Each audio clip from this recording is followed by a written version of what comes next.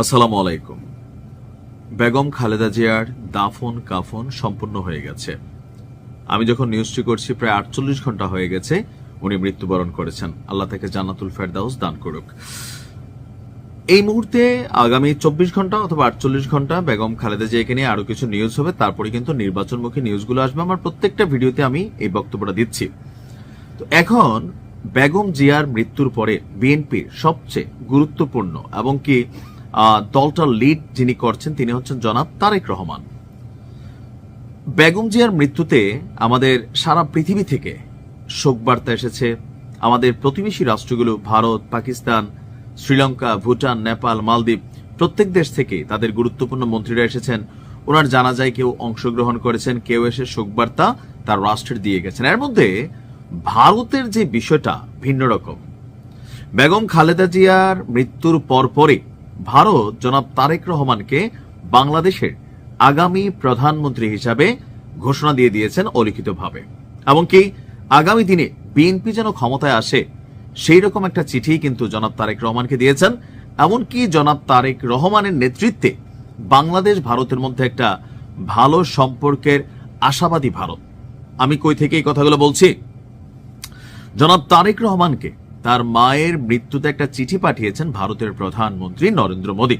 আপনারা জানেন যে এস জয়শঙ্কর ভারতের যে পররাষ্ট্রমন্ত্রী আছে সে গতকালকে বাংলাদেশে এসেছিল, কয়েক ঘন্টা থেকে আবার বিশেষ বিমানে ভারত ফিরে গেছে।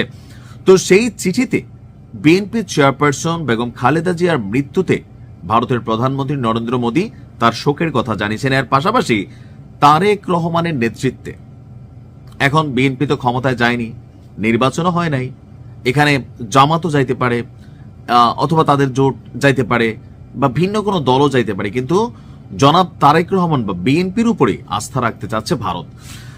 মোদী বলছে তারেক রহমানের নেতৃত্বে বাংলাদেশের সঙ্গে ভারতের সম্পর্ক সমৃদ্ধ হবে বলে তিনি আশাবাদ ব্যক্ত করেন।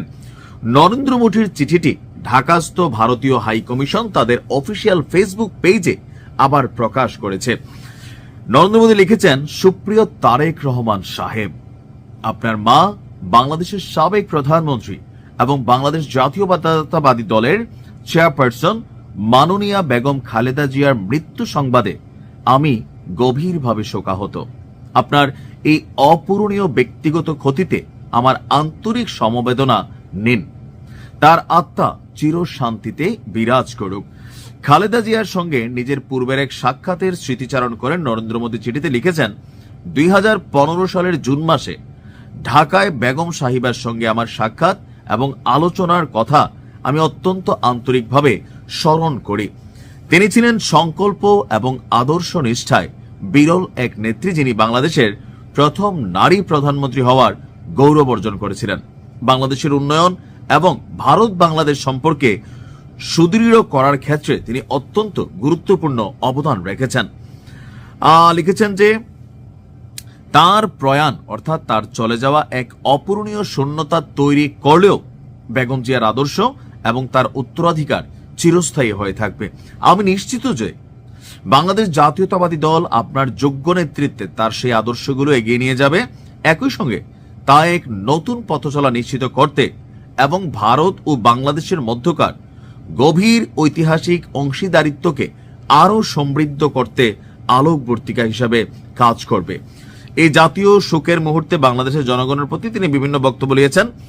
শেষ পর্যন্ত লিখেছেন, আপনি আমার আবারও আন্তরিক সমবেদনা নিন এবং ধৈর্য ধরার জন্য। এখন এই যে চিঠির মধ্যে গুরুত্বপূর্ণ অংশ হচ্ছে কোনটা, যে আগামী দিনে বিএনপিকে ভারত আসলে রাষ্ট্র ক্ষমতায় দেখতে চায়। আর নরেন্দ্র মোদীর এই চিঠি প্রকাশিত হওয়ার পর আওয়ামী লীগের অথবা ভারতে অবস্থানরত শেখ হাসিনার অবস্থানটা কি বা ওনার মনোভাব কি সেটা আসলে কিছুটা বোঝাই যায়। কারণ এই মুহূর্তে মাঠের রাজনীতিতে বিএনপি আগামী দিনে ক্ষমতায় আসার যেই নিশ্চিত একটা অবস্থান, দেশে বিদেশে আন্তর্জাতিক গণমাধ্যম রয়টার্সও কিন্তু জনাব তারেক রহমানের সেদিন দেশে ফেরার প্রত্যাবর্তনের দিনের ভিডিও প্রকাশ করে বলেছিল আগামীর ভবিষ্যৎ প্রধানমন্ত্রী। তো সবকিছু মিলিয়ে নির্বাচন কি হবে জানি না, তবে ভারত কিন্তু তাদের রাজনীতি শুরু করে দিয়েছে বেগম জিয়ার মৃত্যুর পর থেকেই। আর এটা খুবই স্বাভাবিক। আমরা কি ভারতের সাথে খারাপ সম্পর্ক চাই? আমি চাই না ব্যক্তিগতভাবে। তবে ভারতের সাথে বাংলাদেশের যে সম্পর্কের ভিত্তি সেটা হবে সমতা, ন্যায্যতার ভিত্তিতে। আমি চাইলে আমার প্রতিবেশী ভারত বদলাই ফেলতে পারবো না, ভারত চাইলে তার প্রতিবেশী বাংলাদেশ বদলাই ফেলতে পারবে না।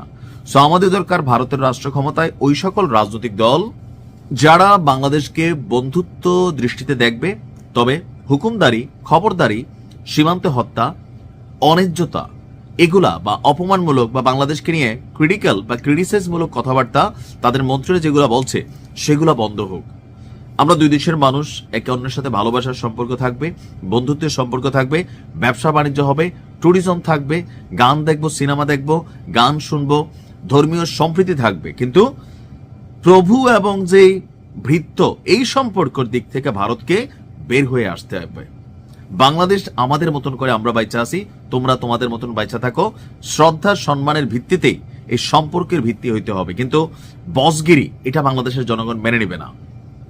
দুই দেশের মধ্যে সুসম্পর্ক থাকলে দুজনের জন্যই ভালো, আর খারাপ থাকলে দুই দেশের জন্যই খারাপ। ভালো থাকুন। আসসালামু আলাইকুম।